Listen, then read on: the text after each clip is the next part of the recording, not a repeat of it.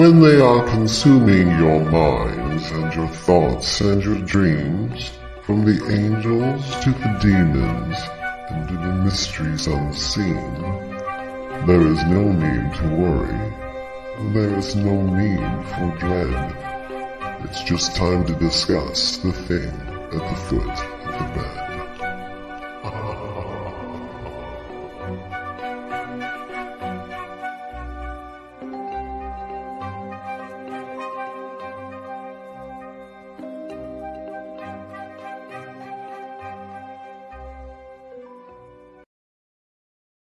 Good evening, and if you're just tuning in, you are finally watching The Thing at the Foot of the Bed, and I'll explain that in a minute why, on UFO Paranormal Radio Network on 105.3 out of Mississippi FM and 107.7 out of the beautiful city of New Orleans, Louisiana.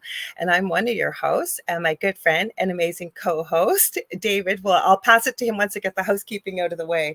My name's Lorilei Potvin. I'm a host, obviously, here on the network of this show because I'm here. But on Monday nights as well, I host my own show called The Angel Rock from 6 to 8 p.m. Eastern Standard Time. Usually live, because I had somebody say, are you guys pre-recorded? You will rarely see pre-records never on this show. We haven't yet, knock on wood, and very rarely on the Angel Rock. Also, I'm a Canadian, Canadian psychic medium, crystal Reiki energy healer, Akashic Records practitioner, spiritual teacher and mentor, registered nurse, budding animal communicator, well-versed in near-death experiences, having studied them professionally and personally for over 40 years, having had one as a toddler, well-versed in the paranormal. We were just talking about that, Dave and I, before we went live. Never went looking for it. It found me and my family. We shared our personal experience on the Travel Channel's Paranormal Survivor, Season 4, Episode 9. Hi, Kathy Henley Little. If you like what you see and you want to join us, please, first of all, share, like, and subscribe. Tell all your friends and family. This network's been around for 25 plus years. We do broadcast in every country around the world, believe it or not, we do. And we stream multiple live shows. Sometimes they're pre-recorded, but mostly live. Several of them 7 days a week. And when we're not streaming live, the archive server dips into the 25 plus years of shows we've had with archives. There really is something for everybody because it starts randomly playing something. We never know what it's going to pick. So, and we're always adding new hosts. As I understand, I think we either are almost up to or we're at 40 hosts on the network, and we're always adding new shows. Also, if you want to watch us on TV, you can we have our own channel for the network. You can head over to Roku. You're going to sign into the channel store, type in, what is it? Sorry, every time I say a comment, I don't have ADD. Not that there's anything wrong, but I don't. You're going to type in UFO space P as in paranormal. There's a drop-down list. We're about the third or fourth one down. It's UFO space paranormal and United Public Radio Network. You can find us on there. Many of the shows are streaming over there, and you can watch us and comment on your phone, as many people do. Also, what else do I want to tell you? I know. Most important, both my show, The Angel Rock, and this show in particular, most definitely are audience participative. We talk about what you want to talk about, especially on this show. So if you want to join in the conversation, because 80% of our listening audience is listening, not watching. So you're going to see us say hi like I did to Kathy Henley Little and Nicole Thomas Ryan. What you're going to do is head over to my co-host David's YouTube channel, which is The Spirit Experience. He is streaming also from his professional page, They Whispered to Me. We do have a group that David will tell you about. That's his little part he gets to tell you, right? We just do it. We don't tell each other. Yeah. Anyways, you can head over. I'm streaming it on my Facebook profile. Lorilei Potvin is public, so anybody can go there. I've just pinned it to the top so you can find it easy. Also, if you're over on Instagram, we're not ignoring you. They are a newer platform added to StreamYard, and they don't integrate the comments with the rest of the platforms we're on. So I will try and pop back and forth to say hi. Also, apparently Instagram is cutting the feed off after an hour. So I will try to remember to add a new stream. It's not that easy. If not, just come over to YouTube. Like I said, David's or mine, which is The Angel Rock with Lorilei Potvin. I think, yeah, I'm positive tonight's show we are streaming on our secondary network channel, which is UFO Gods and Extraterrestrials.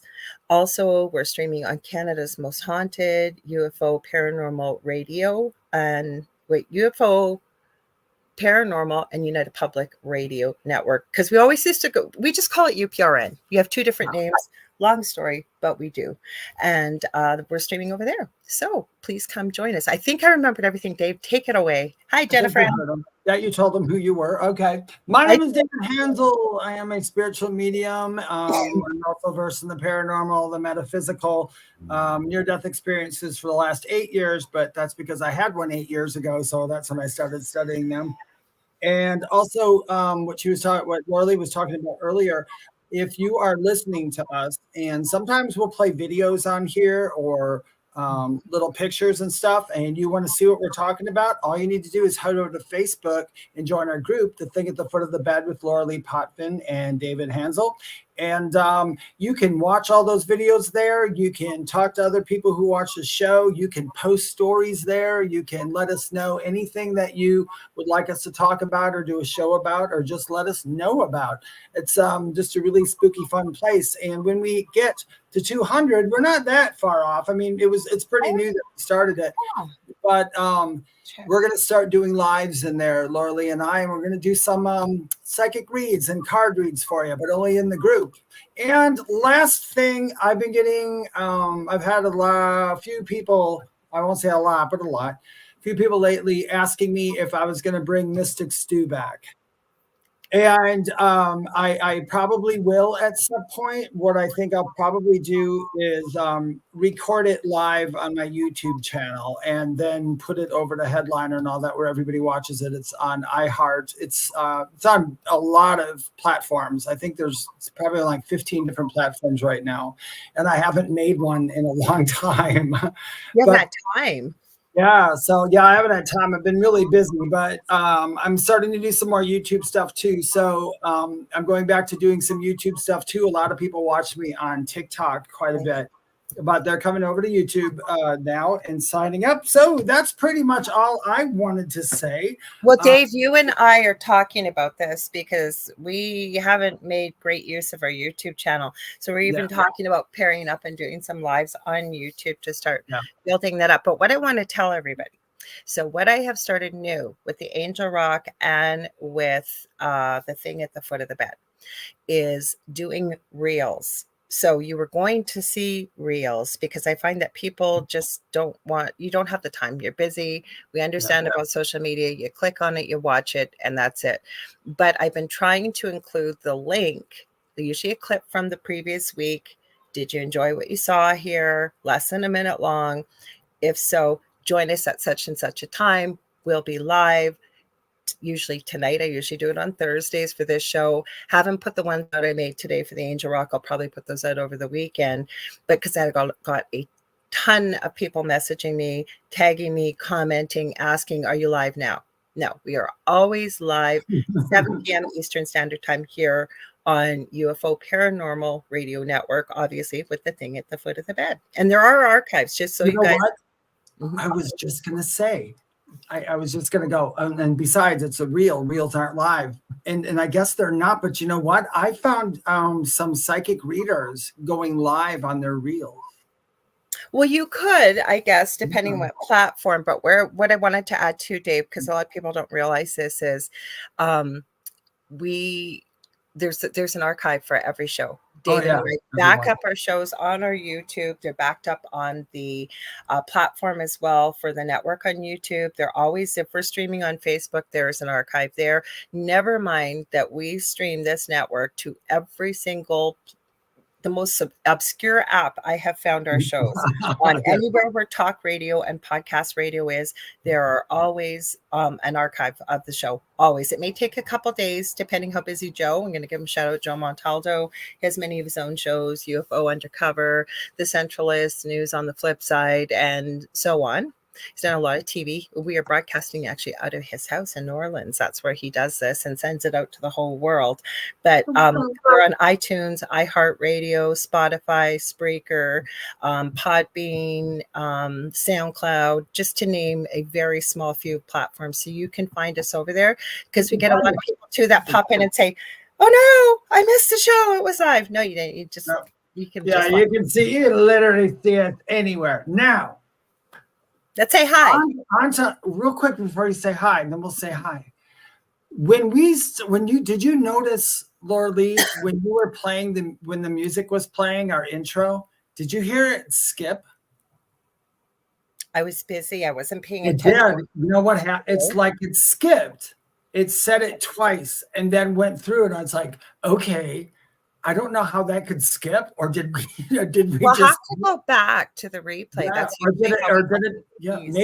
maybe we moved over to another time frame, or not time frame. Who knows? We are going to talk about time. David, you're spooking me out, because I told David I downloaded a bunch of videos all week and different topics, a plethora of things. It's crazy. Let's say hi to everybody, but with the skipping to a different dimension, there is a viral story on TikTok about time travel. And I've downloaded some of the videos. You guys can see what you think. It's spooky nonetheless. And I believe this guy.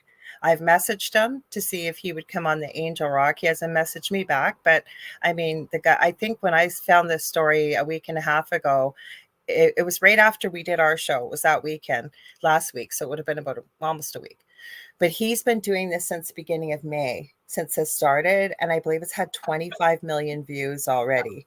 So you want to say hi? We said hi to Kathy and a bunch of people above. So I highlighted Howie. You want to say hi, Dave, and I'll highlight? Hey, hi, Howie. Oh, I can say hi to Kathy Hanley Little and Nicole Rhyme. And there's Jennifer M. Hello, Jennifer M. And go ahead, Lorilei. Got Diane Brighton says hi. Yeah, and then Jackie Lane. I think we got everybody here so far. Jackie That's live. Yeah, so far. Yep. And if we can't see your name from you're watching it someplace else, we're sorry. It's only because we can't see your name. But hi. Hi, yes, to all our audio listeners, because I'm telling you, we've started getting our numbers. I'm not going to say, because I don't want to make it sound like we're bragging, but let's just say we got a whole heck of a lot of people watching from around the world live. So David, I'm glad you said that. I want to say hi to Jenna Maniet over on Instagram. We're glad you're here. Hi, because we got a whole heck of a lot of people from other parts of the world. So thank you for your support of our network and our show. We appreciate it. Okay, what did he? Oh no, I don't think I saw that one. Kathy Hanley Little says, did you see the Joe Rogan show about a guy that time slipped for 8 years? No, but I am big into time travel and looking at it. There's a crazy story that I did on my previous network that we went down a rabbit hole. My previous co-host Seraphine and I, don't know if it's real or not, but it certainly was entertaining. And if you listen to the 911 call, holy crap, you were sitting on the end of your seat. You know what? And you guys, that's all that really matters too. If you watch something, even if you go, oh, that's fake, if it's entertaining, just take it as entertaining. You know, that's yeah, but I hate when it's there. And I live with a skeptic. So Mr. Skeptic, of course, was going, because the police come in eventually, they show up. She's on the phone with a 911 operator. And the channel it came from is sus. I will give it that. Used to be Apex TV, but they're not too active now. But they would feature a lot of people with time travel, all kinds of crazy stories. I would say a good 80% of them are pretty fake looking. But this story was crazy. But my Mr. Skeptic, who I live with, at the end, the police come in and you don't hear the squelch of their radios and stuff. I said, have you ever thought, because the supposed 911 operator sent the story in but wanted to remain anonymous, and I can see why, because he was worried about losing his job. You're giving out, this was before night, you could get 911 calls pretty easily, like, you know, compared to nowadays, like with the Privacy Acts and stuff, right? Yeah. So I'll give you the gist of the story quickly. It was about this woman who lived alone with her cat. I think his name was Arthur. No, maybe it was Marvin, Arthur or Martin. Her name was Kathy. Kathy. It wasn't you. Maybe it was. I don't think it was you. I'm just joking. But anyways, this woman called in and she's locked herself in the bedroom because she was watching TV and she heard this huge smash of glass in her downstairs bathroom. So she runs upstairs, locks the door, and she's terrified. And she's widowed. She's been widowed for 12 years. And all of a sudden she starts to freak out because she realizes that, I'll call him Arthur. Arthur the cat, her beloved cat, is not in the bedroom with her. And the 911 operator is male, and he is begging her, do not go downstairs. She goes, no, it's all quiet. I think it's okay. And he's going, please, please, Kathy, just stay in your room until the police get there. They are on their way. No, I think it'll be okay. And you're listening to her and you're hearing, she's calling the cat. You're not hearing any noises. And then all of a sudden you hear, and you hear, OMG, but oh my God. Yeah. And I'm getting goosebumps as I'm telling you. And she starts saying the Our Father. And the guy's going, what's happening? What's happening? What's happening on the other line? And she finally, in the most amount of shock I've ever heard anybody, so if it was fake, it was pretty shocked. She goes, there's a man in my bathtub. And he goes, what do you mean there's a man in your bathtub? She goes, oh, I know where the glass smash came from. She goes, my bathroom vanity mirror is completely smashed, but there's a big hole in the middle of it. And there's a man in my bathtub. He's completely naked. And then she looks at the man. I think that's when she does the Our Father. Forgive me, I'll back that up. She does the prayer of the Our Father. And the guy's just like, Kathy, what is going on? She goes, it's my husband. He's got the same tattoo. He's got everything. He goes, Kathy, I thought you said you were widowed. I am. He died 12 years ago. And he's going, well, what do you mean? It's your husband in the bathtub. She goes, I don't know what's going on. And she's like hyperventilating. She goes, he's younger. He looks like back when I met him. And she's going on and on and on. The whole story follows. The police show up. And then the end of the story, because the call ends, once the police get there, the 911 operator hangs up. But he often wondered what happened to the woman. And from what he could find from a follow-up was, police showed up there. This guy didn't know who he was, where he was from, whatever. He was her husband. Did look like when they were dating back when they were younger. She was in her late 40s. And all they knew were black cars showed up with officials from the government. Now, the cheesy part about it afterwards, about 6 months later, this couple called in to fill in the blanks. I don't know if it's real or not. You don't get to see them, but I'm telling you, you are hanging on the end of your seat for like 20, 25 minutes during this call. It was crazy. Where does that, where's this at? US, in the US. They don't tell us exactly. I mean, where can you watch this? I don't know if it's still there. Yeah, I think it is if you Google it. Yeah. I'm not saying it's real. I'm not saying it's fake. The longer time has gone on with it, and what kind of really ruined it for me was I haven't been able to find the follow-up interview with Apex TV. David might find it, because David has found some incredible things searching. Well, I kind of find, I don't know how I find them, but yeah. So it was the follow-up, because to me, I mean, it was certainly an intriguing, I think it was almost a 2-hour interview.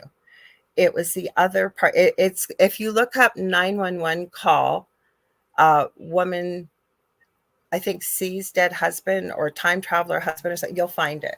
Google time travel couple. No, I looked for it because I shared it with somebody. And again, I don't know if it's real or not. I don't know if it was replayed. I don't know what it was. It's just certainly an interesting comment, which leads us into our next topic. So, hi, Michelle Wilfong. Hi, Julie Jean Bassett. Everybody's saying hi. Howie says Google time travel couple. Howie, David will find it. When I had the crazy weekend 2 weekends ago, I didn't even think to search for what he did. And he ended up uncovering all kinds of stuff that happened 2 years ago related to it. Nicole found it. Nicole Thomas Ryan found it. Thank you, Nicole. Did you find it on Facebook, Nicole? Because I found it on YouTube. Yeah, YouTube, it comes up. Yeah, it'll come up. It'll come up. You got to scroll down a little bit, but it'll come up. Yeah. It will come up on YouTube. And thanks, Nicole, for that. And then it's the follow-up call I have not been able to find. So I did hear it. Like, you got to remember the previous network I was on, that was years ago. I'm going on 5 years here. And I had a break between both networks. So it was quite a while ago. But it was certainly an interesting topic, and it made me think of it. because this story on TikTok, I'm surprised you didn't run into it, David. It's crazy. So this guy is a young guy, seems like a real go-getter, seems pretty serious, and I do believe what he's saying. He looks like he's in his probably about 26, 28 years old, and he's really big time into real estate and seems like a really responsible guy. He teaches people how to earn a living with real estate, how to invest, and what have you. He's never made a paranormal or time travel video. So how the story goes, and I have a few clips. If you guys want to see them, I'll show them. How he says, wow, they have some amazing stories there. They do on Apex TV, by the way, Howie. They definitely do. So back to this story. His name is Alec. Let me look it up, you guys, because I have his name. Alec. I wrote him on Instagram. I know I did. So give me a second. I'll find Alec it. Lightson. I was going to say, I watch a few. I don't watch a lot of stuff on TikTok. You know, I can't tell you how many paranormal groups and how many scary video people on Facebook, on TikTok, I have blocked just because I have a lot of clickbait on there. I mean, they're obvious fakes. Okay. I'm talking about those. I'm not, but okay. Well, this I found not even from a paranormal channel. It was somebody that talks about different stories in the news. I did not expect to see this. His name, you know who it was with? I just remembered. Lorilei Lane. You guys want to watch some interesting paranormal clips? A lot of them you might have seen. Some of them are new, like this story. She covered it. His name is Alec, AlecCSCHAAL. Okay. So I watched some of the clip and I had to go, and he has a whole file on it. So what happened, it looks like from the beginning of May. He has an Airbnb. He lives obviously in the state of Florida, but the Airbnb is about 5 hours away from his home. And there's a bunch of sheds in the back. And he took his listing off of Airbnb for the month of May and I think June as well, just because he wasn't getting any listings. But he has security cameras everywhere. And the video starts. There's a guy in his backyard with a backpack and glasses, brown hair.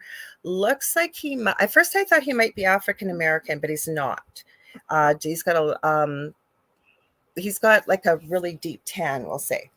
And he looks to be in his mid to late 20s.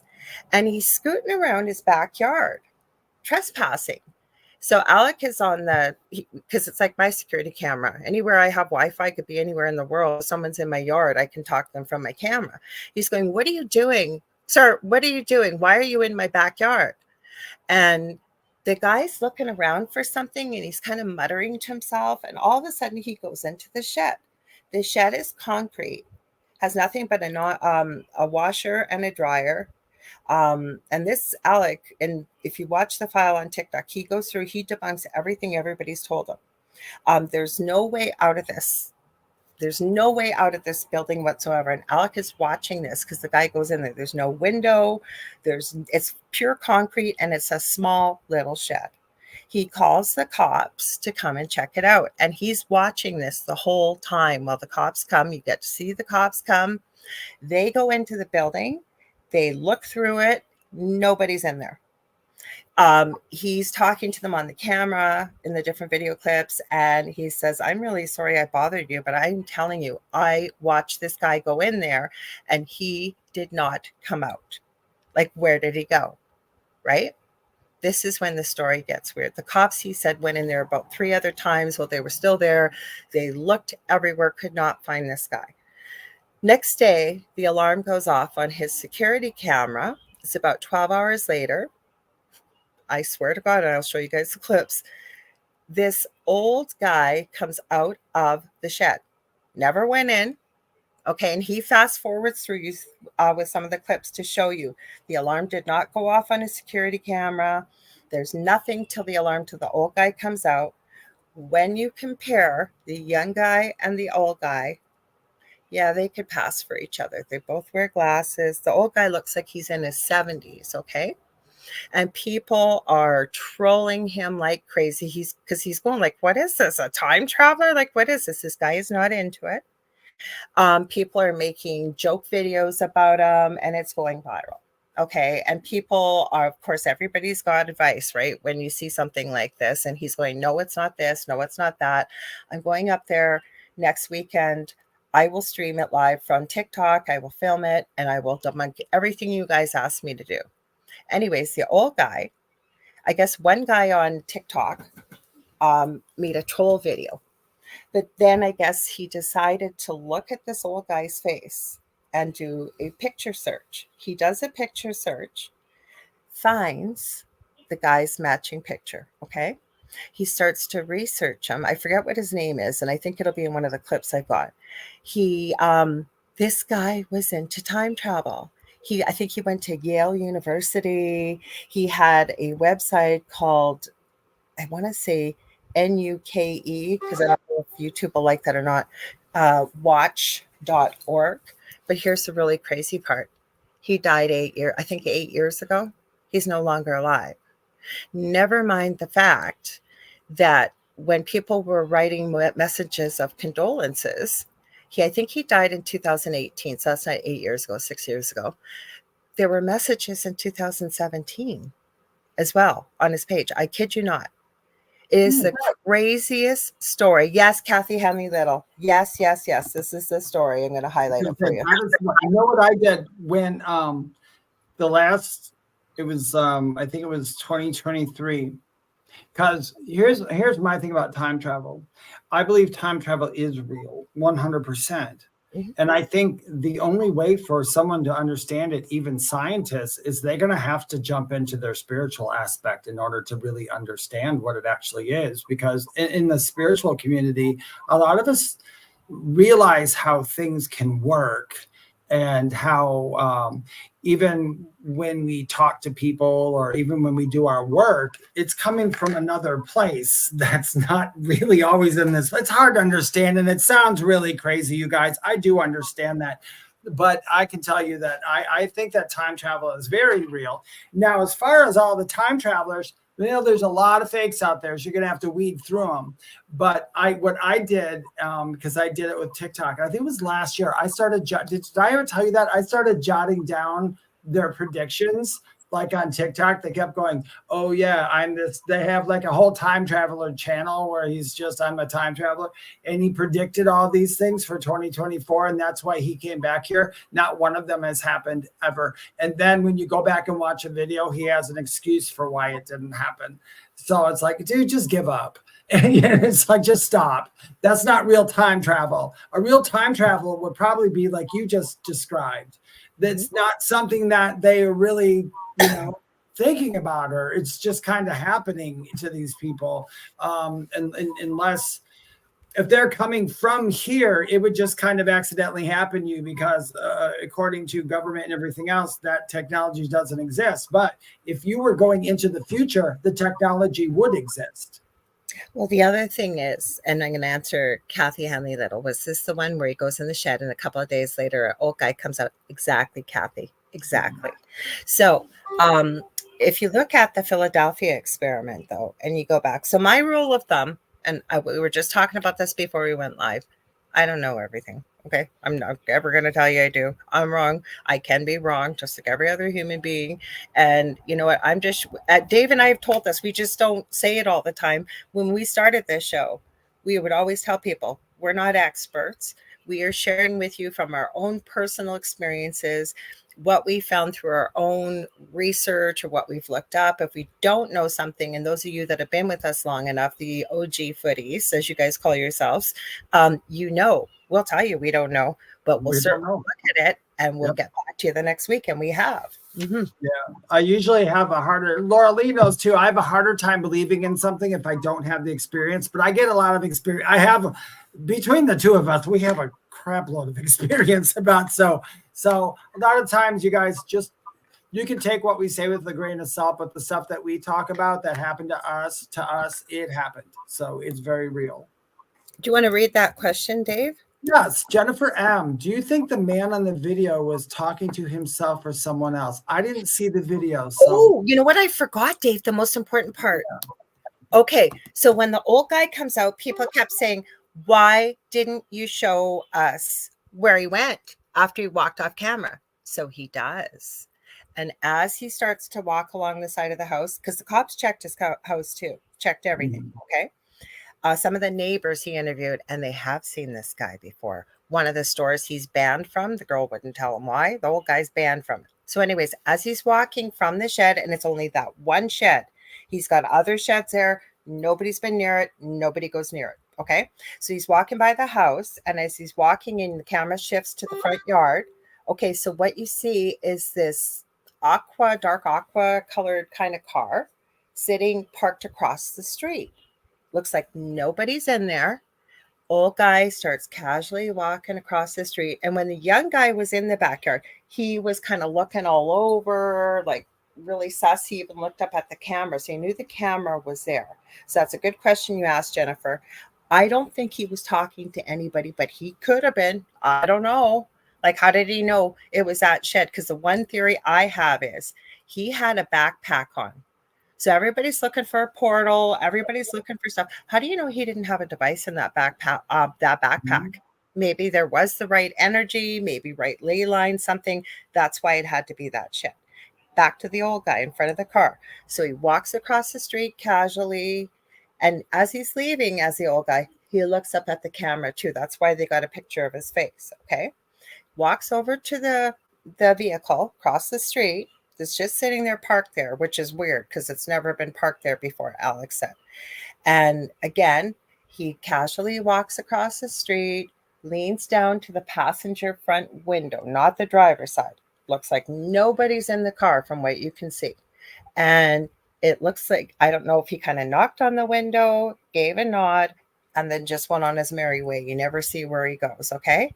But the really weird part, the car, after the old guy leaves, starts to pull ahead, does a 3-point turn slowly, and drives away. It looks like there's nobody in the vehicle. The windows are not that tinted. Like, this is the weirdest, craziest story. So Kathy Henley Little obviously has seen it. And Jennifer, too, if you're asking. Yeah, I'll have to watch it. You know, I was going to say about time travel, though, which is really interesting. I'll see if I can find them. Because I always try to think, how could time travel work as if it's like time travel the way we see it or we interpret it as humans. Because the one thing that I know that, you know, of the workings of the universe is that we're constantly going through every moment. We're like billions of times per second. Every moment we're rifling through versions of Earth. We're all in the same Earth, but we're going through our certain versions, which are the dimensions you're going through all the time. And if anybody wants to know what I'm talking about, if you ever saw a flip book, or if you ever drew like a stick figure on one page and then the next page you kind of change a little bit till you get this whole book, then you flip it and he's moving, you're the stick figure. That's how you're going through life. You are that stick figure. Everything is happening around you and it gives you the illusion of motion. So I wondered, how does that fit into time travel? I mean, when you look at, for me, if I look at that theory myself as true, it really makes time travel very popular, because if you're doing a flip book, you could literally take out a page and change the page and go to another flip. And that little stick figure would just jump from this to that. You know what I mean? With different scenery. So I don't know if that's how time travel works or not. Maybe I just stumbled on something. I don't think so. But it's interesting. I think time travel does. I think it's very real. Whether we discovered how to do it yet or not, I don't know, because I don't know every person on this planet. But I think we already know how to do it. Okay, so I'm going to show you the first video. The other two, interesting. Are they finally sending? They didn't send. Number 2. Okay, they finally sent through. Good. Okay. So this is the first video. Well, it depends on how you look at, and Kathy Henley Little, Philadelphia Project was very true. Yes, you can see pictures. I did see pictures looking into this, and I've seen that before. But the thing I'm looking at, and I think that Harry Potter, believe it or not, the series of it, when they, what is it? They I forget what they call it. They teleport, right? But you can get what's called, they call it splinched if you don't do it properly. And that's almost what it looks like. Are you thinking of John Teeter? How he says, oh my God, this makes me think of maybe John Teeter. That's a famous time travel story too. But in Harry Potter, Ron Weasley gets splinched as they're running away in the seventh book because they are I forget what they call it, when they, in one place, they think of where they want to go and they can travel. But the Philadelphia experiment, that's what the picture showed in the ship, that whatever happened with it. And there were parts of people stuck half in the ship, half not. And it wasn't really gory. It was just parts sticking out. Yeah, Howie's saying, hi, Mark Foster. Howie's saying, yeah, John Teeter. He says, I spoke to him right before he left or vanished. Oh, no way, Howie. We got to talk about that one day. Okay, so Jennifer says this before I show them, because I thought about this after. And that's why I want to have him on my show, but he hasn't answered me back. So we'll see if he'll message me or not. I don't know. She says, I like that backpack theory. This is reminding me of the book, The Time Traveler's Wife, but I can't recall how he was traveling. I also want to add that what Alec also found, because somebody else I shared this story with said, oh, Stephen King wrote a book just like this. Stephen King indeed did write a book very similar to what he's experiencing. I believe it was called Fairy Tale 2 years ago. And he goes, I've never read the book. One of his videos, he goes through it. You're going to say something, Dave? Nope. No, What? Go ahead. I was just turning on my light. It's starting to get dark. There we go. Okay, so I don't know, after I thought about it, because Alec, like, there's a whole series. I think there's 28 clips. They're not that long. I went through it on TikTok. He's got different ones on Instagram as well. So I went through them and I watched them. And this guy really did, because he said, I'm getting all kinds of hate and horrible things. People are sending threats. And why? If you don't believe it, why just go about your business? Like, why do that to this poor young guy? And he's not interested in this kind of stuff. And he's made it very clear. He's never made a video about that. You go through his links, he has nothing to do with this kind of stuff. And I mean, he even tried to get into the washing machine, into the dryer in one video. He went with a shovel and banged on all the walls to show people. He moved stuff. Like, this guy really did try to show people, listen, because he drove the 5 hours down there twice in the month of May to debunk people because they weren't believing him and calling him a maniac. Like, why would he do it? When somebody doesn't talk about this kind of stuff and they'll share something super strange, and we've seen it through the years, I tend to believe them, because they don't. When you're whole, you got 500 video clips up there, and you got 1 or 2 clips of, say, paranormal activity or a strange experience going on, and then you go back to regular life. To me, you're not out clout chasing to become the next paranormal investigator. Hi, Jonathan Keyworth. Howie says Exactly. See, I'm more apt to believe someone who doesn't, like you said, they don't have all that stuff on there. This is something that happened to them, and they're truly trying to say, oh my gosh, this happened. Mm-hmm. So yeah, I tend to give them more of the benefit of the doubt. And that's how he is, this guy, from what I could see. And I did do quite a bit of research. I went really down a rabbit hole last weekend and earlier in the week. And I'd almost forgotten about it. And then I was looking through the things. I knew I had downloaded a few clips in case we decided to talk about them. And when it just happened, we got talking about time travel at the beginning. And I thought, oh, here we go. Let's go there. Yeah. Okay, let's pull this up. Now, this isn't the full clip of everything with him. Okay, I know it's kind of small, but we're going to put these clips also in our group for you guys. So hopefully I can make this bigger. I'll play it twice. It's not very long. It's dude's coming onto my property to what looks like rob my house, but it actually turns out he is a time traveler. Let me show you that. I literally can't even make this up. Like, if I wanted to make this up, hard to see the guy. It blows my mind. This just happened yesterday. So as you can see, he's wandering around my backyard. I don't know what he's trying to do. Now he's like thinking like where to go, and he actually ends up going into my shed. So you can see he opens it, goes into the shed. So I'm fast forwarding the time so you can see there's no movement. He never leaves the shed. And I'm talking on the camera. I'm like, yo, what are you doing? Why are you in my shed? Never answers. He never leaves the shed. I literally was watching it the whole time. So I end up calling the police. You could see in the last one, the police coming through the front yard. And then here's the police coming into the backyard. And you can see they literally go inside. They go inside and I'm talking to them. Then they go inside again. Like, they're inside there. And they come out and he's not there. And like, I've been watching this Mm-hmm. backdoor camera the whole entire time, and he never left. I really watched the camera the whole time. He never left. Police didn't see him in there, and like it blows my mind. Like I don't know if there's a tunnel in my shed in the backyard. I don't know if he teleported. I don't know where this guy went or why he went in that shed. Let me know what you think, because I'm like perplexed, flabbergasted. Okay, I got a couple more clips too, but I'll stop that there for a This second. dude's Okay, so what'd you guys think?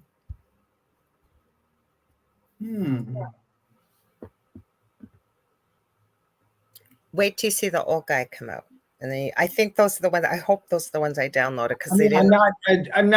I'm not convinced that he's I lying. wasn't convinced after the first one either, Dave. Yeah, but I'm not. Yeah, but that's really interesting. I'm one of those people. I'm like you. I'm watching the guy telling the story. I'm really watching him.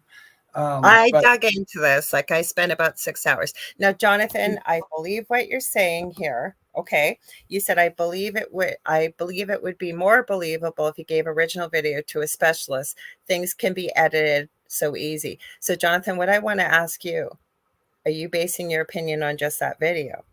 Because if you go to his Instagram and you watch all the videos on it, I went to his YouTube, I went to his TikTok, I researched him, especially on TikTok. There's 28 to 30 video clips. And believe me, after you watch it all, I'm still not saying it's a time traveler, but we say in our field, Dave, like you said, you kind of got to look into this side of life, the spirituality type, energy type stuff, right? And this guy's never talked about this stuff before.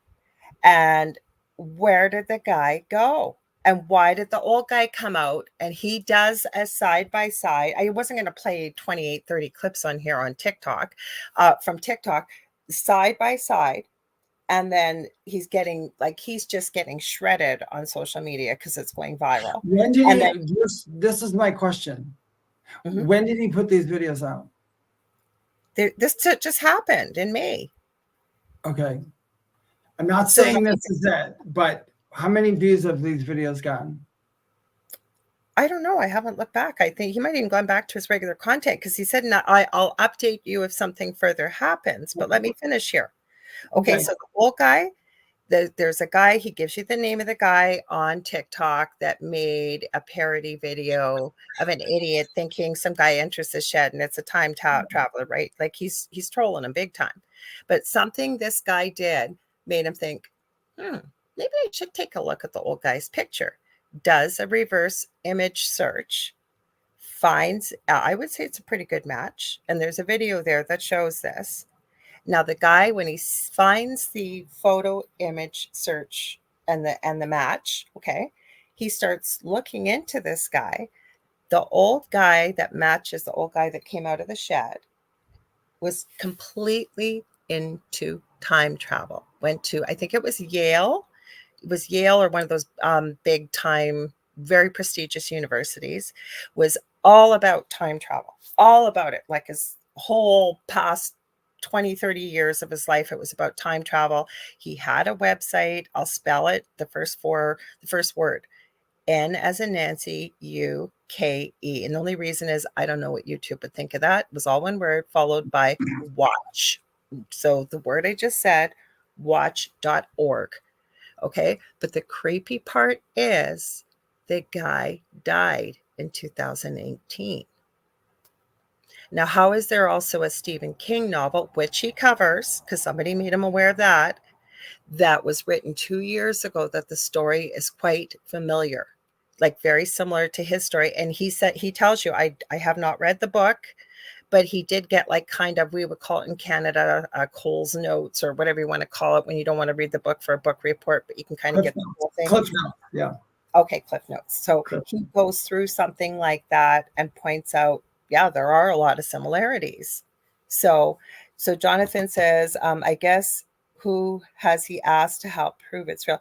I don't know, Jonathan. You know what? I'm putting this out here and you guys take a look at it. I'm not telling you to believe it. I'm just sharing it with you.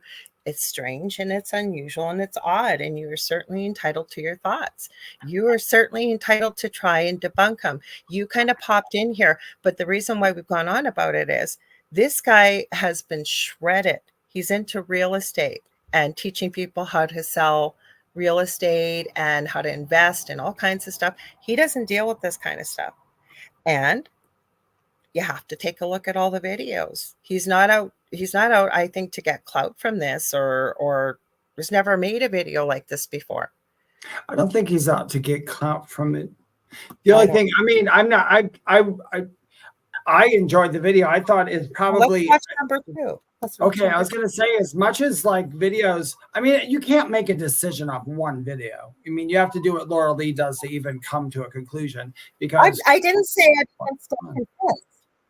I mean to everybody else. I'm saying don't make your conclusion off one video. You'd have to do what Lorilei did, was make the effort to really go down the rabbit hole. Because the problem is, with a lot of people will make a call off one video. And there might be more to it. And that's what Lorilei was saying. She went down the rabbit hole and watched all the videos. And that's why she's Instagram, on YouTube, on TikTok, and they're not all the same. So Jennifer, good question. Did he try to communicate with the time traveler? I believe that there were some lottery tickets on the count, and I believe he left out, like, people, the questions you guys are asking, it went viral. There's over 20 million plus people, probably more, that have seen it. So I think he did leave a pen and paper out in case the guy wanted to communicate. He also, when he drove the 5 hours the first time back to his property, he put a lock on that building. But he had questions too. He goes, I had three or four different sheds in the backyard. He never tried to get in my house. He never went to any other shed. It was this one shed. Plus, why did he have this backpack on? And I thought, why has nobody asked that? Like, how do you know he didn't have, because there's such a thing as a time resonator. And I know that for a fact because my friend Augie Nost, he's been on the Angel Rock numerous times. He's talked about it. He didn't bring it on. He talked about it. He did bring it on one episode of Leak Project with Rex Bear. And I'm telling you, you can believe what you want about it. Like, you can be skeptical, but I'm not telling you to believe anything. I don't think we ever do. We kind of just present it and you take it for what it is. You make it. Yep, you do it. All right. Yeah, let's watch the next video. Okay, well, Jennifer, I just wanted to add this. She said, I hope he responds. I kind of lost hope because I did message him over a week ago. We will see, though, if he does, if he's willing. That's okay. Listen, do you message him on TikTok? No. Because just Messenger in general. Because I've a lot of times it takes me longer than a week to even see messages sometimes. So I give it a little bit of time. He might. It wasn't on Messenger either. No. No. Okay, share screen. Hang on. I forget what clip this is. I guess I must have thought it was important because there were so many clips. I'm not kidding. Okay, let's see. I think this is when the old guy comes out. Yeah, I hope this isn't I think this is when the old guy comes out of the shed about 12 hours later.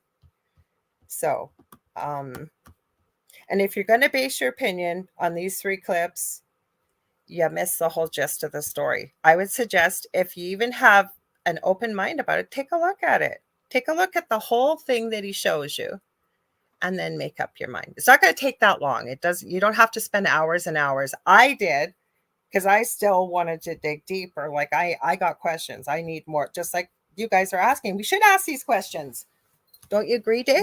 Yes, you got to ask questions. You can't just hear a guy on TikTok that we never heard from before. I think that's the problem with people nowadays anyway. They don't ask enough questions.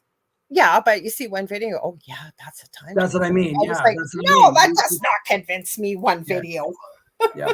There's so much out there to fool people with that you got to watch everything. You just got to watch.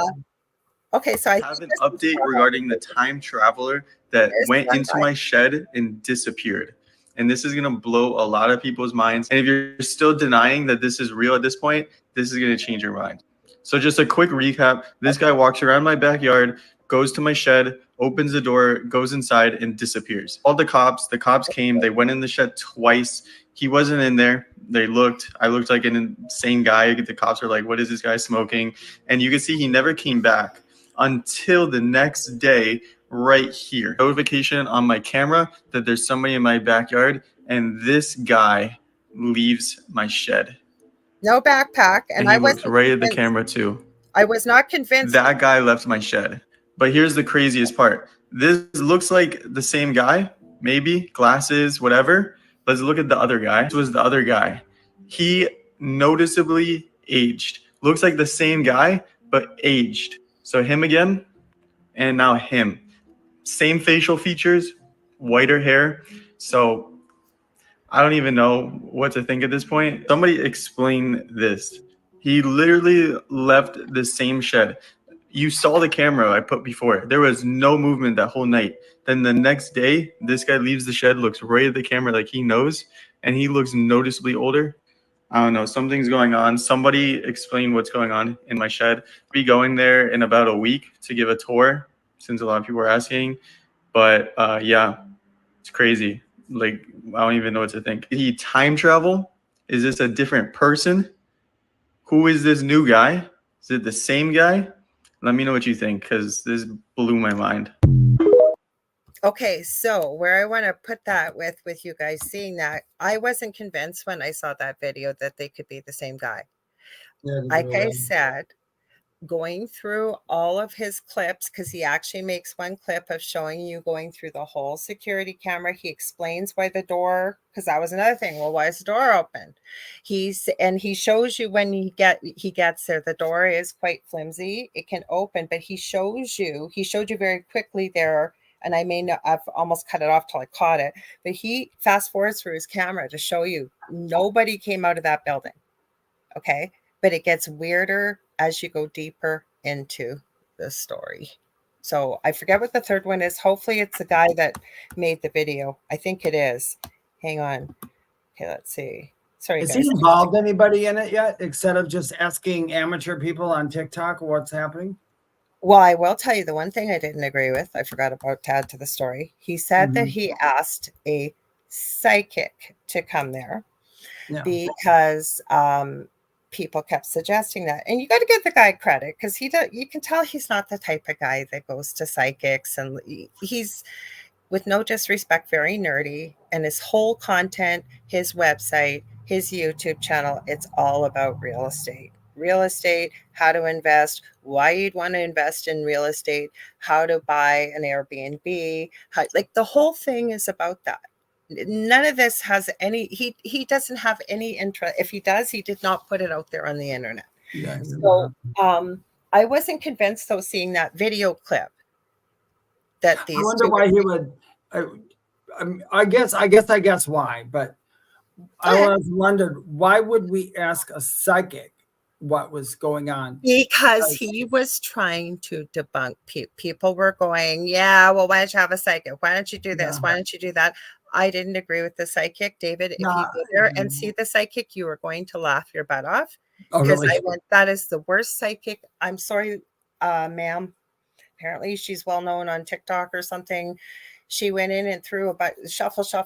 This tarot card fell. This one did. And she did a few things here and there and claimed that with a pendulum, with the energy and stuff. Really, to me, that was crappy. What's the name of his channel? Alec, A-L-E-C. Hold on a minute. Shawl, I believe. SCHAAL. If you put time travel, you'll find the whole play. Not Alex Shaw time travel. There we go. The psychic annoyed me, but it's because we do what we do. And to me, she said nothing from what she did. And speaking of psychics, hello, Roger Garza. He says, hello, David, Lorilei. He goes, hello, hola, guess who? So, all right, we'll show the third. I'll wait. Okay, stop right there. Already, I know. Already, I'm finding it fishy to the story as far as the psychic goes. A psychic wouldn't show up in a tube top with their boobs showing out. Dave, I'm going to speak for some. I have seen that have not combed their hair in probably 6 months, change their shirt. I'm not being judgmental. I am just saying, and yes, I did notice the outfit. But okay, I won't say that. I won't say the psychic's name, but I can tell you this: she's a terrible psychic, as far as I've seen online. I don't want to call anybody that, but she's doing this for views and views. I was just going there. If you knew that a video was going viral and someone's reaching out knowing nothing about psychics and everybody's going, oh, you should contact so-and-so, they're in your area. Yeah. Maybe they figured by putting the girls out there with very little else on that it's definitely going to bring the boys to the yard. The other thing that made me wonder, not saying it's debunkable, but in May, around when this happened, TikTok just put out the thing about views. So they had the Gen X people saying, we'll follow each other, we'll get the views, because TikTok was paying a high amount as long as you had over a certain amount of views. So a lot of people were putting out lots of videos because they knew they were going to get paid for it. Now TikTok has shut it off. I'm going to play devil's advocate. Yeah. Well, I'm not saying that's what he did. Let me finish. So you've met people like this, and so have I. Okay. That for whatever reason, it's been suggested they see a psychic or a medium. They've never looked in that field before. They have no idea. What's the first thing people do? It's how we also get business. And many of us that do this work, yes, somebody else thinks it's fake too. Yeah. So I didn't say it was real. I just say it's intriguing in the story. But my point is, it's very good story. Okay, but let me finish. So what do people do that don't know anything about it, right? If a bunch of people said, go see so-and-so, right? What are they going to do? Yeah, I'll go see so-and-so. Most people don't spend hours doing research and reading reviews. Most of us get our business through word of mouth. Yeah. Well, I'm not saying when you're talking about Michelle Wolfram being legit and all that, I'm not saying that she's not legit. She's probably a psychic. Maybe she's not very good at it, because if you're going to go look for something time travel, tarot cards would have zero to do with that. Absolutely agreed. Do you know what I mean? Yeah. Mm-hmm. I mean, I could see if Lorilei went in there and just with her jewelry on and just said, okay, I feel this, I feel that. Go look this up and see if you can validate this, because I'm really feeling this. That to me would be somebody looking up a psychic thing. Okay, this is why it annoyed me with the pendulum, ladies and gentlemen. So you ready? Okay, I'll try and keep my arms still. Okay, pendulum, show me going back and forth where the portal is. What? Okay, so you're moving towards my screen? Okay, thank you. Stop. Okay, now show me where the ghost in my house is. You can go from left to right. Where's my ghost in my house? I was going to say it was in your crotch, because it just stayed straight. Nope. I feel it. It's pulling over to the right. So that's where the ghost is. Thank you. Okay, now I'm going to ask you just to turn in circles. I'm trying to keep my elbows straight. Okay, just turn in circles, pendulum. Thank you, pendulum. Because if you know how to manipulate energy, you can make a pendulum do whatever you want. Yeah, a very lovely, wonderful medium psychic. She went on, and I am so glad somebody did. I wasn't going to be the one to do it, and thank gosh she did. On TikTok, there's a lot of people using dowsing rods and asking yes or no questions. She went on there to say, and she's been doing this, she's been since 1994, she's been a medium and all that. She brought her dowsing rods and explained literally, and she's right, because I have a pair. I did it after she did it. I'm like, damn it, if she isn't right. When you hold them, how you press, when you press with your thumb, if you hold it right, press with your thumb, it does make them go certain ways. So you can change things wherever you want. But she was just trying to say, just because a dowsing rod said it doesn't make it so. It also doesn't make it not so. But I'm saying that the people who are using that to get 1 billion views and have all these people, that's just crap. So I'm giving you all the info. I'm not telling you whether it's yes or no. I'm just saying, I think I want to believe this kid. I'm not saying it's a time traveler. There's a lot of serendipitous things that are going along with this. Does it mean it's real? No, it's just some food for thought. Now, Julie, you're going to answer this one because you are right. But Julie says pendulums are generally only for yes or no questions, but not always. In Crystal Reiki, I don't use a pendulum for yes or no, but what I find for myself, I cannot use a pendulum if I have a vested interest in something because I can manipulate it with energy. Because it does work on I mean, that's why you can do a pendulum read for yourself in the morning, but I always tell people you need control questions first, so you know what's going on, and then you have to be that person who's really seeking that answer and not wanting to make it happen yourself. Like Laura, yeah, but for example, crystal Reiki, I use that one and another one, but I always check. And Julie is right. Things you have to be aware of when using a pendulum: grounded, hydrated, absolutely 100%. The other part is too with crystal Reiki, I will check because I'm checking your chakras, right? So I will ask my pendulum before every session I do, show me balanced, show me unbalanced, show me everything's a-okay. Okay. And every time I'll document it. And when I check your chakras, because I don't have a vested interest whether your chakras are balanced or unbalanced, whether I got to balance all 7 of them or I got to balance one, it doesn't matter. Right. It's going to be the same thing. Roy. Oh, wait, real quick. Rob Roy says, yep, you can manipulate it subconsciously even. Yeah. And sometimes it's on accident, but you can manipulate it unconsciously too. That's why, like, I don't read for like friends of mine who are super duper close to me. It's harder to read for. Yeah, I don't like to read for. I can, and so can you, but it's easier a stranger. Yeah, it's easier for it's easy. It really is easier for me for a stranger. Now, like if Lorilei were to ask me a question about something, now if she asks me a question about her animals and stuff, I can totally tell her whatever I'm feeling from it because I don't have anything vested in that at all. You hit my dog.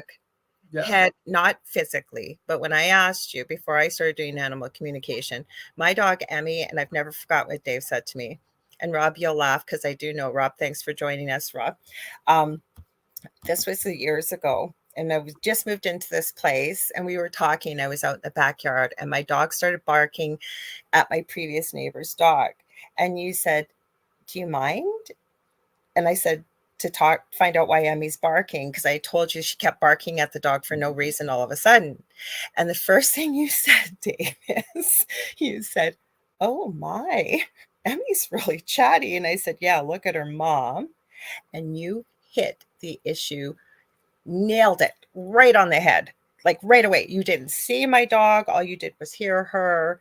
You figured out, you knew exactly what was going on. You picked it all up, like without seeing anything. So yes. Can do that. I could not get you know what's really funny though? I could not get the cat because even when Lorilei was trying to tell me about the cat and Julie was looking up the cat, and I thought, well, I wonder when she was talking to me. I sat here for a minute. I just kind of said, "Hey, if you need to talk, I'm right here." I didn't say that, but that's how I put it out to them. You know, cat's like, "No, screw you." And so I was like, "Cat, give me nothing." Her dogs, her dogs will chat with me. Her cat, nope, nothing. Yeah, but cats are temperamental or can be too, right? And one of the first things, and forgot to give Julie a shout out if you guys are looking for an excellent animal communicator. I took my course with her. She's helped me a lot with my own animals. She's an incredible shamanic practitioner. And I need to book a new session with her soon, but holy cow, did we shift a lot of things. So JulieJeanBassett.com, check her out for sure. So Rob, okay, but I want to point out Julie's comment because I think this is most important when using a pendulum. She says, exactly, you have to be totally open and no vested interest. And it takes a lot of practice, you guys, in your life, because I know mediums have to do it a lot. Healers have to do it a lot. You can't be vested, especially when you're doing stuff for yourself. You can't be vested in the outcome. You've got to be like, okay, I don't care what the outcome is. I just kind of want to know if I'm going in the right direction. So you're going to ask questions. That's what I do when I do ask. But I agree. Rob, we totally understand what you mean. Rob said, but your background desires at once would affect the outcome. And then you're saying how, I agree with you. Even though we don't even know it, sometimes things can come out to us. And now I guess you could say, well, that's because my higher self was speaking through it. I get it, because your higher self is yours. But still at the same time with pendulums, like Lorilei said, pendulums and dowsing rods. I mean, for me, dowsing rods do work. They are, but I use them for what they're used for. I only use a pendulum in Crystal Reiki because with taking so many courses, and I love that different teachers and mentors will do this, because the hardest part, and all of us are intuitive. So when you want to learn how to trust what you're receiving, they will teach you how to use a pendulum with it. And I think that's a great idea, and it can work well for some people. So I think it's an option. Now, I think this is important, what you added, because I don't think I've ever heard this. And it's interesting. Jennifer says you must always ask for consent from a cat when performing chiropractic care. Dogs don't seem to care. LOL. I will. I've been taught. Dave, I was just going to say, I will tell you quickly and then jump in, is I've been taught to always ask permission. Always. Yeah, I was just going to say, absolutely. Jennifer, you're absolutely correct. And I get like some dogs don't care. And I do know that too, because I've done Reiki or healing on like the back end of this dog. And I know I left my hands on too long because I could tell he started kicking. So it's like, I'm not digging this. So I took my hands off. But I do ask because he wouldn't let me do it again after that. So I agree with you. And I agree with Lorilei. You should always ask for consent. Any animal, I always ask for consent unless the animal starts it. Or if you hear a no. Yeah. Trust that you heard a no and respect that. Now, this is true, Julie. You said, yeah, I know you always, that's where I was going with it, but I knew Dave, I can always feel when Dave's going to add something too. We were on the same page. You taught that in your class, and I love that, is we always ask permission and treat with respect animals. The other thing I have found too, even with therapeutic touch, which is such a terrible name because you don't touch the person, you work with their people would call it personal space, your aura, your energy field. I find animals are a lot more sensitive. So when I do healing with my animal, I can usually tell by the way they react. And you have to do it much further away. So do you want to read that, Dave, what Julie just said too? I think that's great. Yes. Julie says, also different pendulums work for different situations. I have one for Crystal Reiki and one for animal communication, one for general. I agree. For a lot of people that does do that. I have to say that I have two pendulums that I use kind of just for fun for myself to look it up. I have one that is literally designated for angel speak. And then the other one is whoever wants to come through. So I agree. You can use different ones. And you know what it is? It's kind of like, I think crystals and all that stuff. Also, you can put intention on it and know that something's like it. Well, that's what I was going to say, right? And this isn't mine. Spirit gave it to me. What we perceive becomes what we believe, and it becomes our reality. These are just a few, I'm going to move backwards, of my pendulums. But I do have favorites that I use for different things. But I'm going to tell you, you don't have to have a crystal pendulum. And if you do pick one up from a store, make sure you cleanse it and read up on how to cleanse it, or ask someone that works in this field. David, you don't have to ask me, but I mean, someone like me, David. I did do one thing a long time ago, and the people I was with, they did validate it, but I'm still on the fence about it. But we were there, and I was there to conversate. I went and looked at their house because they said they knew that there was something in their house. It wasn't scaring anybody, but their kid was talking to this, that, and the other thing. Would I come over and look at their house? And I'm like, oh, absolutely. So I hightailed it over there. Kid was absolutely beautiful. And the fact that was, oh my God, yeah, there's a lot of people in the house, but they were all family members, and they went through, they even said their names, all the fun stuff that they do. But there was another one in there, I didn't know who it was, that they hadn't heard from. And it was the gentleman's, I believe his grandmother or something. I could not get her for some reason. And then he handed me, he goes, do you want to hold her ring? And I said, oh yeah, I'll try holding a ring. I said, actually, do you have a piece of string? I made a pendulum with her ring. Mm-hmm.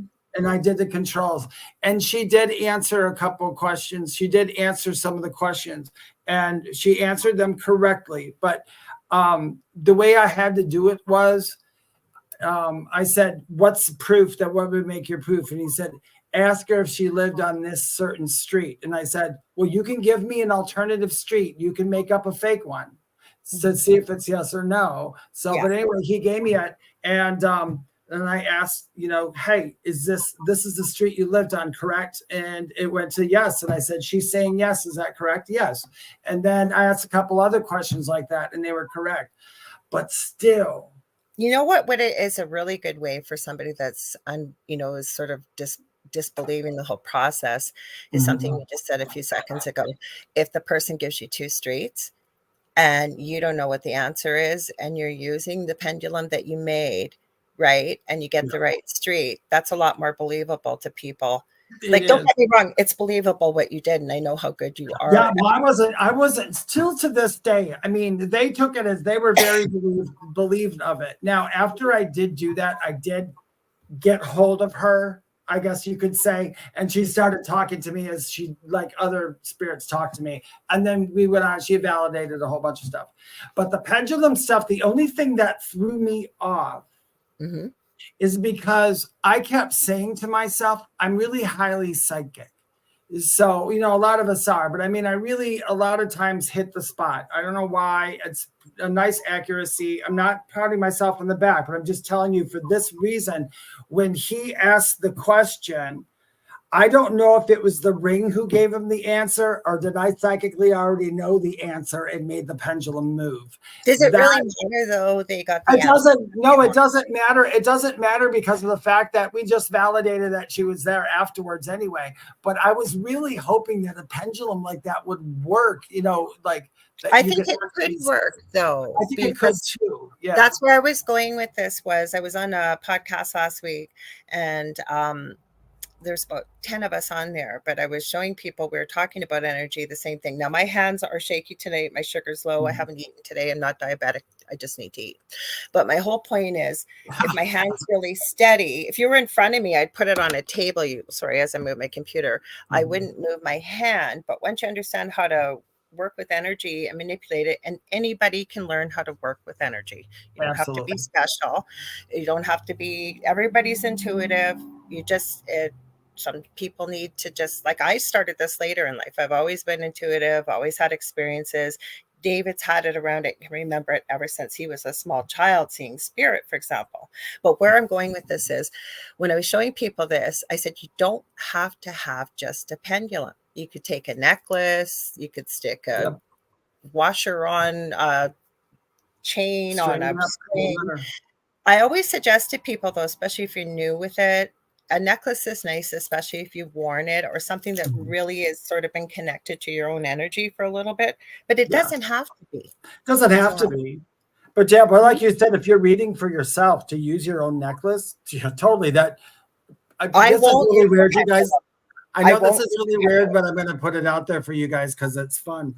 But you can use your body as a pendulum. Yeah, your body's a pendulum too. And if you don't like somebody, you're going to tend to lean away from them. If you like someone, you're going to tend to lean forward. It's just kind of like a pendulum. Well, no, but most people don't want to be whipping a pendulum out of their whatever. No, I mean, your body. That's how your body works. That's right. I know what you're saying. Absolutely. Absolutely. But where I was going with that is, and I know you're going to agree with me because everybody's going to look at you like you're a weirdo, is you're in a store and say you've got 2 different types of vitamins or whatever, or 2 different types of brands of something. You want to know what one's better for you. I mean, you could whip a pendulum out or your necklace, but people are going to look at you like, I knew you were going to say that, Julie. You're reading my mind. I'll say that in just a sec.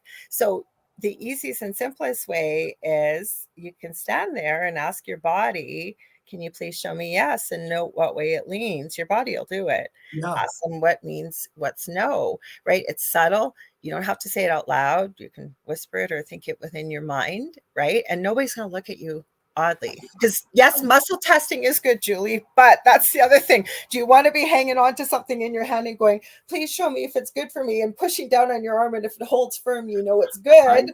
And if it goes down, nope, not taking that. Go ahead, Dave. Sorry. I use a very old method. I think I saw another psychic teach it to people. I don't know where it came from. And if I can remember her name, I will. She's a pet psychic and she's very good. I think it was Daniel Ignu.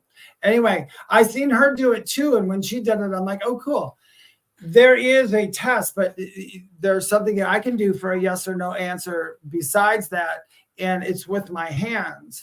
And what happens is, I just designate one as yes and one as no. I did a long time ago. Okay. So I don't redo it. I know which one is yes and I know which one is no, and I keep it to myself. Sorry, guys. But when I put my hands out, I go through and, being a spiritual person, like Julie can attest to this. And who else is on here? Jennifer, Julie Bassett, all these people. Nicole, there's a whole Kathy's getting into it. So when you get into that state where you can literally clear your mind, which is what you have to do to a mediumship reading, you have to shut up and move everything over. But when you do that, I have one where they push my hand. So literally, like muscle testing, I literally feel the warmth or the chill. It depends. The warmth or chill on my palm, and then my hand will get super heavy. It'll feel literally like somebody's hand is pushing mine down. And that's how I can do a quick yes or no. Is everyone accurate? No. Because I literally was skeptical, so I tested myself. But do you know what? A good 90% of the time they were giving the correct yes. Yeah, but for people just starting out, right? Like you want to give them something that, and if anybody else uses something else, because that's something interesting to give a try if you've been doing it for a while, right? Because we're all different as human beings. That might work really well. Like you said, it works 90% accuracy for yourself. Yeah, it's pretty 90%. Yeah. You never know. So Shannon, I got to give Shannon a shout out because her fanboy husband isn't here because remember I told you guys I ran into Shannon and Sean in town. There's not too many people from my city that hop into the chat. Maybe they do their lurking. I don't know. I know Rob from our city. Anyways, and Sean is hilarious. And he kept talking about Dave this, Dave that, when I ran into them. So she says, hello, friends. Sean is in shopping. I am sitting in the parking lot watching y'all. Shannon, what did you do to get your husband to go in and do the shopping so you could sit back in the car and enjoy our show? Right, Dave? That's right. Yeah, you should go in with your phone and just let everybody watch it. I like the fact that she could sit back and relax and she got the hubby to go do the shopping. That's what I'm talking about. Yeah, that's true too. If you can get somebody to get off their butt and go do something, then it's awesome. It's perfect. Oh, so Julie's sharing it. Sherry Burris. You want to Hi, Sherry Burris. So Julie said, hold it to your heart and ask if it will be in your highest good to take it and see if you fall forward, yes, or fall backward. You can do that as well. Do that too. Yeah, there's literally a billion things you can do. I always tell people the best thing you can do in your life is when you have a feeling about something and it feels really good, the first thing you should do is not turn a blind eye to it or nothing. Go act on it right on that bat right away. Act on it in some way, shape, or form, because anything like that is going to automatically be for your highest good or they're coming from somebody. Because I act on everything that makes me happy. You know what I wanted to say though, and I wanted to thank Julie for this, because she's talking about what I love. I was talking about if you just had two things. And I think that what Julie suggested is a lot more effective when you're in a store. And there's like, say, 10 brands. So Julie, thank you for that, because I think that's important. I was talking between one or another, but when are you ever in a store where there's just one thing and another, right? There's usually 10 different kinds. So thank you for that. I appreciate it. If I have to do something or I need some kind of answer, like you're saying, because there's a million things and those are all good suggestions. Another thing I do is because I have learned where my clairaudience comes from. That's a whole another ball of wax. But when you're a clairaudient person and you depend on clairaudience, before you can depend on your clairaudience, you have to know. I always ask, what part of my head are my thoughts coming in from? And I'm like, oh, okay, I feel them right here. I feel them right there. And that way I know when I get the one that just comes up here or it interrupts my speech. That's my favorite one. And I'm going to tell you guys a little trick. If you've ever had a reading from me, everybody knows I talk out loud to them. So here's the reason I talk out loud to them. I'm talking out loud and they do respond back. But what happens is while I'm talking out loud, they respond back before I'm finished. That's how I know for sure that's their answer.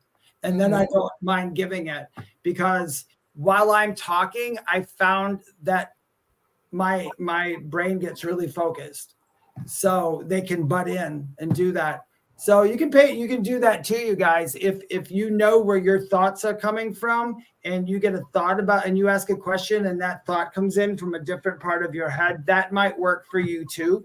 But See, I work differently though, Dave, and I think we're all different, right? Exactly. We're all different though. It all depends on how you're hearing. But I think it's good to hear from people that do this, because people that are listening are trying to figure this out. And I think you just said this earlier. Try it and see if it works for you. And if it does, it does. Yeah. And if it doesn't, then try something different. Shannon, I don't know. She says, I just tell him, meaning Sean, her hubby, how much he can spend, and off he goes.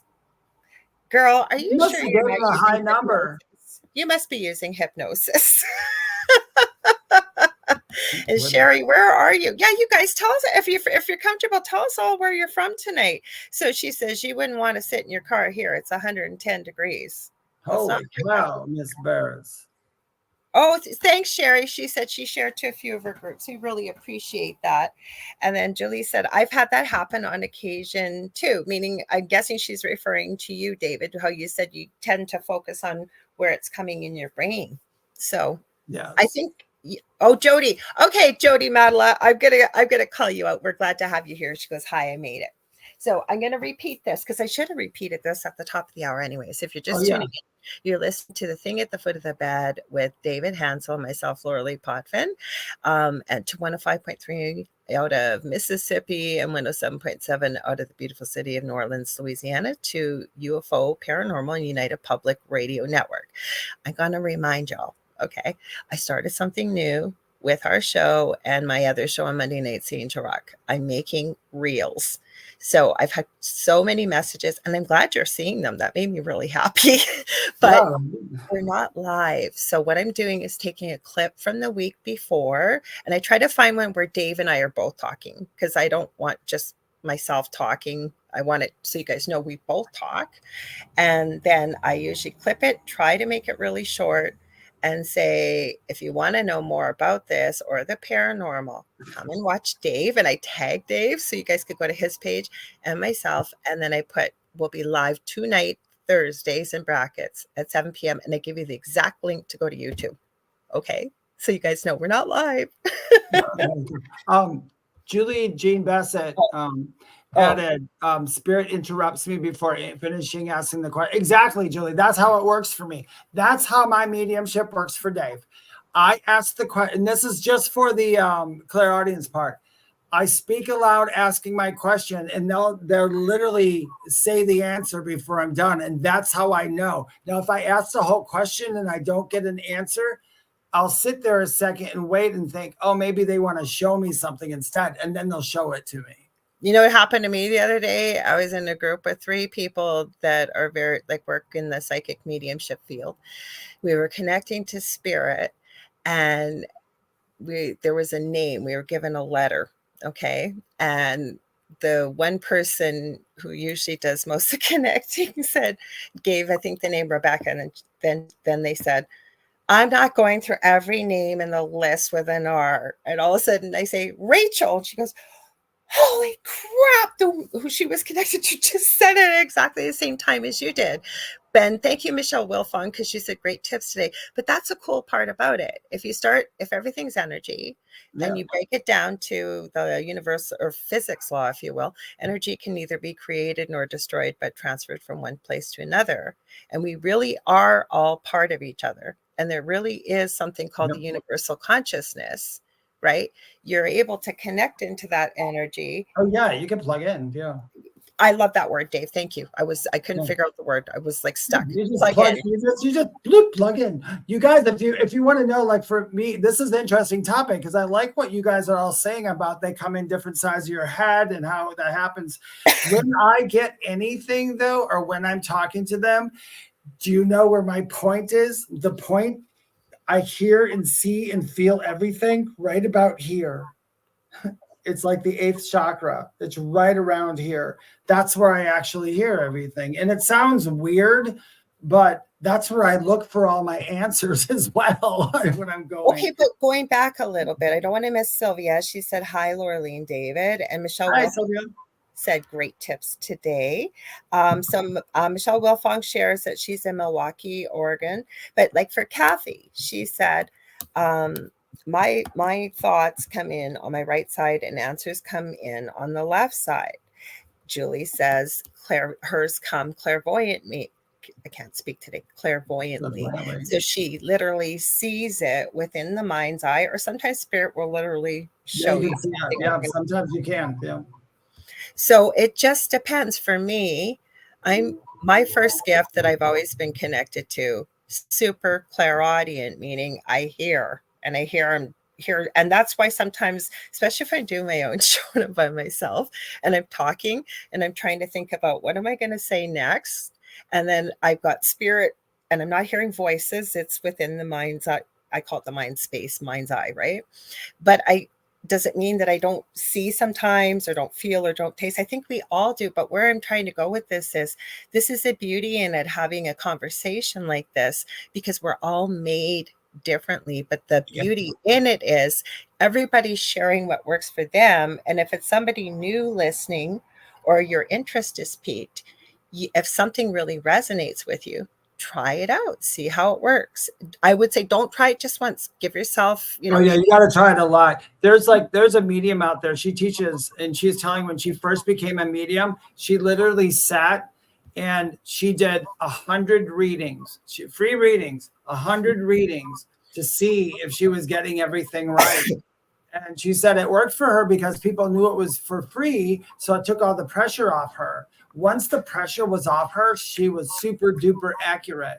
And I kind of find that with people too. If you're ever nervous before giving a reading, overly nervous, sometimes that's maybe why you're not getting as much during the reading, because you're nervous. But I think if you just kind of push yourself to the side, and I like how Julie Jean Bassett says, I just know, which is claircognizance. Lorilei uses claircognizance. I do too. I love that stuff.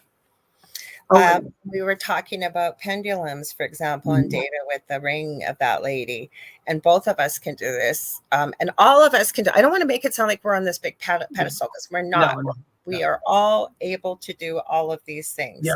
Sometimes we need a bit of training, but where I was going to go with that, Dave, like picking up, I know I haven't made jewelry in a while, but say a few years ago, a lot of people would donate old jewelry to me to repurpose and make, whatever. And one day I picked up the beads. This is about, God, probably 15, 18 years ago. And I was shocked because I was just starting to retune into a lot of the gifts and become aware of it. And I kept getting like a movie playing in my head of the most beautiful younger lady being given this necklace by her suitor. And those are the words I heard. And then the story played out, like didn't give me a whole picture of their life, but you knew there was so much love and so much meaning in this necklace, because we can pick up things through touch too. Yeah. Yeah. Psychometry. Yep. Thank you. Forgot the word for it. I knew you. I don't know what. Lorilei, I am so proud of myself that it actually popped into my head, because I don't think I've said the word psychometry in so long. It was like, wait. If we forget it, somebody will remember it in the chat.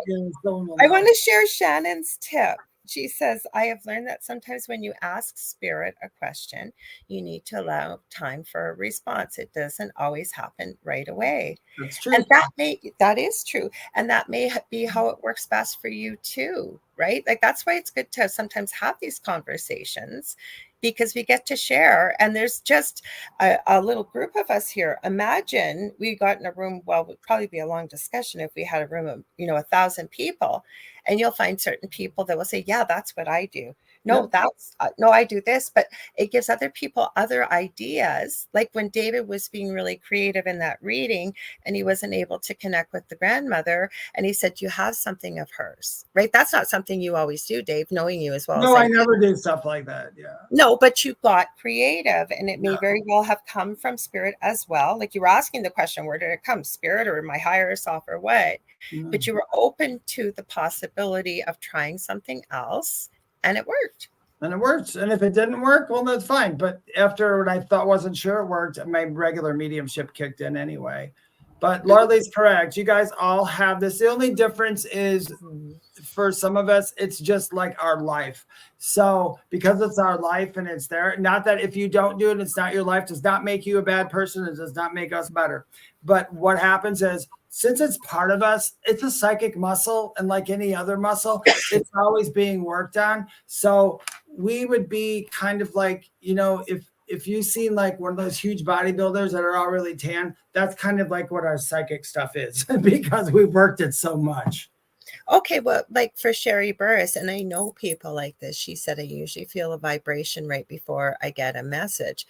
I know somebody that is so sensitive that when they're speaking to someone, they have a physical sign that automatically they feel when someone is lying to them. So they know that. All the times. I know that's how incredible we are as human beings. I know when I start a mediumship reading, when they're super close or like literally in the room with me, my entire back tingles and it feels like that. Ooh, it feels really good.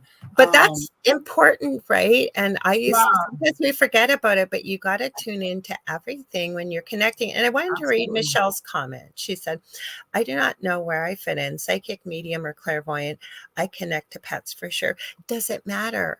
Right? We as human beings want to label it. You know that it sounds like you really connect and you get a lot of information as from the animal world. Animal communicator. It doesn't matter what it's called. Potato. You know you can do it, Michelle, and that's all that matters. And you trust in what you're receiving. Yeah. And Michelle, you don't even have to label yourself, because you know what? A lot of people will say like the phrase psychic medium. You got to ask yourself, it's just tit for tat, it's tomato, but you have to just ask, psychic medium. Well, a medium is someone who is the intermediary between here and the other side. So we can interpret and deliver the messages that nobody else can hear. But if you say you're a psychic medium, are you getting them psychically and not really talking to the other side?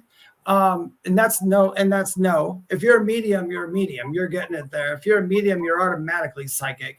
And then what was the third one you said? Well, I wanted to just add one thing with Michelle. Michelle, what I was going to add to that, and David's absolutely right, but I was going to say, I feel from you, I really picked this up. Like you have such a love and a passion and respect for the animal world, and they trust you, and you guys have something really special. Can we all have an animal bond? Yes. But to me, it really feels like this is your niche, if you will, right now. Not that I would ever tell somebody what it is. It's just that energy that I'm feeling from you. So don't worry about the label. You can don't worry about and plus the clairvoyant is literally, it's because a psychic has to get their information somehow. It's usually through sight, which is meaning they're using their clairvoyance. A clairvoyant to me isn't an actual person. It's a thing that we do. I think it's more of an action like clairvoyance. But if you only use clairvoyance, I guess you would be a clairvoyant. Is that correct? You know what? I really, but I'm not. It doesn't really matter. You are. I don't get for myself hung up on labels. Like, for example, I can tell people an easy way, and so could David, how to get the names of your guides. But to me, once you start to connect with them, they don't care what you call them, because they know you by who you are, and you start to learn who they are by energy, because they don't use names on the other side. They know it's a human thing that we will. So yes, they're going to agree to a name as long as you start to connect with what they feel like. You may see them, you may hear them. It just depends, but you start to know who is who. Hi, Herbert Lopez. Hey, Herbert. My favorite thing is when some spirits, when they're giving me, if they go to that, they don't all do it, which is so funny. They don't all come through and tell you how they passed. Sometimes they don't even mention it. They give you everything else, but not that. The funny thing is, I just the other day, and I was so happy because the spirit gave me very little, but usually when they tell me how they passed and they take me through it real quickly, they take me through it physically. So, but it doesn't hurt. I'm not saying so I know if somebody has a heart attack, because I'll literally physically feel my heart will jump, or I'll get real tight, and it's a physical feeling. And Susan, but I had a woman who suffocated to death And I didn't know about it. But anyway, when she came in, all of a sudden I was talking and getting my stuff. And then I just lost my breath completely. And I sat there and the person I'm with, they're like, are you okay? And I'm like, yeah. I said, do you know what though? Another spirit came in. They can't breathe. They couldn't breathe. That's how they left here. And thank gosh, it was the spirit that she wanted. But that spirit let go real quickly. But I guess what I'm getting back is to everybody gets stuff differently, feels differently. I need to share this from Julie, because I think this is important, because you know what? Spirit also comes through on the other side, because they're here to help us for the reason why we are here. We're all here for a reason. So Julie said, for example, for a no, I wanted to see a red car. This morning, a yellow car and a red car was right next to each other at the stoplight this morning. Really, Spirit? Maybe you got a maybe, Julie. Maybe a maybe. Yeah, maybe that's maybe. Or maybe that's, or like and my guide will, like one of my guides will say to me, dude, figure it out. Sometimes, right, even with the pendulum, like I when I first was taught how to use it, was yes, no, and maybe. Didn't always mean that maybe was a maybe. It could be taken as right now you're not meant to know at this moment, right? Yeah. It's undecided. It could be anything. I love what Nicole shared. I get messages and dreams. Absolutely. That's a form of mediumship, because people ask, what's a medium? Some mediums don't really talk to loved ones. They literally just talk to spirit, and that's how they use their psychic abilities. And it's just like we said before, call yourself whatever the hell you want to. And what I would say is don't look for the title. Just do whatever it is you like to do, and someone's going to give you a title at some point. And that's just don't measure yourself against anybody else. Except don't do that. That you're at least hope to measure up to where you were the day before, and do your best to build on top of that and keep building. Never compare yourself to someone else ever. No, just do your thing to the best of your ability. And of course, we are almost out of time. We got like 1 or 2 minutes left, you guys. But I don't want you to go anywhere, because the second night of the Outer Realm with the amazing Michelle DeRoche and Amelia Pisano is coming up right after us. Of course, Roger's got to add his 2 cents. He's always so funny. He goes, I have so many labels. I don't even know what they are. Oh, Roger, I know. I just call myself a spiritual medium now, meaning I contact spirit. Well, Julie agrees with you. Well, Julie agrees with you. She says, yeah, I get physical feelings too with mediumship. Yep. Yeah, the physical feelings are fun. Nobody ever hurts me, but boy, I tell you, when they first started happening, you're sitting here all of a sudden going, I can't do the reading now, I'm having an anxiety attack. When actually it's the spirit telling you they had a heart attack. That's what they died from. So you have to go, oh, I get it.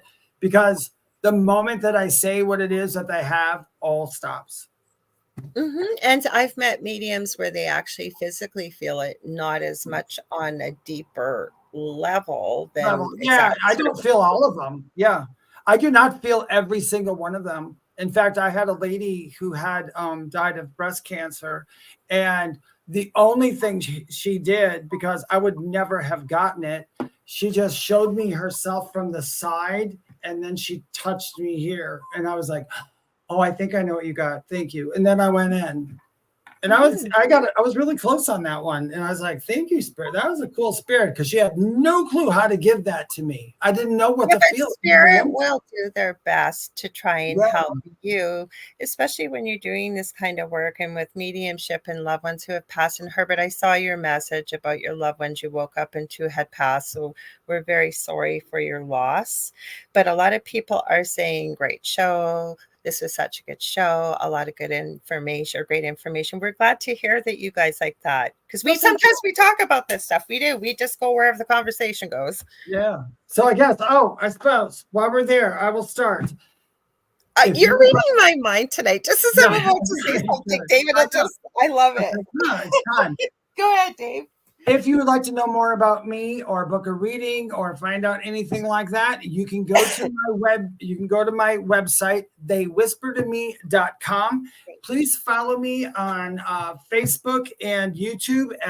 They're both called The Spirit Experience. And then Instagram and TikTok, it's at Medium David Hanzel. If it has under 95 1,000 followers, it's not me. You're following a fake person. I also never, ever, ever, ever, ever DM you to solicit a reading, and neither does Lorilei. Lorilei, take it away. First of all, you guys, thank you for such wonderful comments. We love you all too, and we're so glad that you're here. We really do. This is the fastest 2 hours of my week. I love the Angel Rock. We all got that. We all got our crew here that shows up here. We'd love more of you to join us. So if you're listening, tune in next week, and we will tell you exactly where to find us on YouTube and Facebook and everywhere else, because that way you guys can come in and join the conversation. Also, Dave, you've got to tell them about our group, and then I'll tell them where to find them. Real quickly, once again, if you want to see the videos that Lorilei showed tonight, or you have videos you want to share with us or stories, please join our Facebook group, The Thing at the Foot of the Bed, by Lorilei Potvin and David Hanzel. And it's a private group, and you can see everything that's here as well as some of the episodes. And last thing about that is nothing. I think I got it. No, we made it private so you guys have a safe space. So if you have questions like what we talked about tonight, you can ask them in there. You've got pictures, you've had an experience, and it's a safe space. Like, there can be people putting their opinion in there, but nobody, I can guarantee you, and Dave can, nobody's going to be giving you a hard time in that group, because we watch over it to make sure so you guys all feel safe. So if you ever want to get a hold of me, I'm going to tell you guys quickly, I am in the process. I didn't even have a chance to tell Dave. I've asked him though, and he knows I've been working on it. I'm eventually going in the next little while to get a domain name with a website, one-stop shopping, because my website, I hadn't used it in years. I've updated it, but rather than going to, right now it's facebook.com/Angel Rock. So I've pinned it everywhere so you guys can see. So the best way to do it, just get a hold of me on social media. Messenger is the fastest, but any other way, you can message me through the Angel Rock on facebook.com. Anyway, that way, and you can find me under the Angel Rock or Lorilei Potvin. If there's a social media platform, I've got one. Someone even messaged me through Wix, because my website's on there right now, the old one. But I will be working on that. I will let you guys know about that.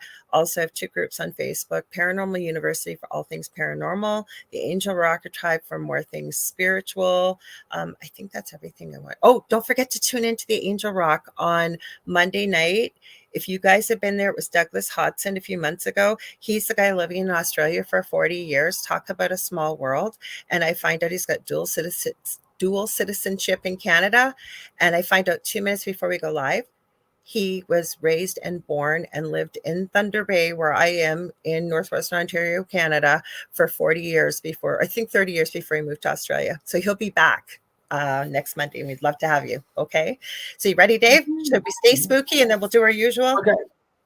All right, you guys. Yes, stay spooky. And the count of 3. 1, 2, 3. What's at the foot of your bed? Did we do it? I don't know. It's hard because you guys, we have a lag, so we try. If we ever do it, please let us know. Yeah, we're trying. That's our goal. Hit it dead on, right? Both of us at the same time. We love y'all. We'll see you next week. Same time, same space. Stay tuned for the Outer Realm next, you guys. They always have a great show. We love you. We'll see you next week. Boo. Ah.